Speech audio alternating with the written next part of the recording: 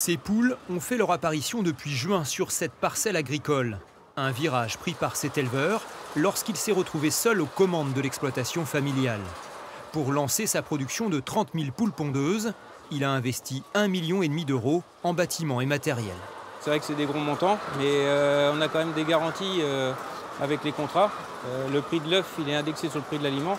Donc par rapport à ce que je faisais avant, par exemple avec le lait ou le porc, je n'avais pas ces garanties-là et c'est plus sécurisant, même si le montant est énorme. D'autant que la consommation est en hausse constante ces dernières années. La filière peine même à faire face à la demande. Cette entreprise du Choletais qui produit et fédère des éleveurs locaux commercialise 125 millions d'œufs par an, principalement en grande surface.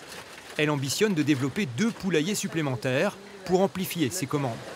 C'est vrai qu'aujourd'hui, on est sous tension pour arriver à livrer tous nos clients. On essaye de répartir au mieux selon nos clients chaque jour, mais on manque un petit peu, on n'arrive pas à livrer complètement toutes nos commandes. On a peut-être 5% à peu près de rupture. Les producteurs réorientent aussi leur type d'élevage en fonction du choix des consommateurs. Si le bio est à la peine, les œufs de plein air en revanche représentent aujourd'hui près de la moitié des ventes en magasin. Le consommateur français aujourd'hui veut consommer de l'œuf alternatif. L'œuf alternatif, c'est tout sauf des poules élevées en cage.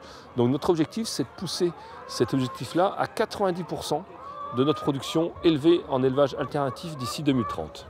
Pour limiter le recours aux importations, l'interprofession vise la création de 300 nouveaux poulaillers en 5 ans.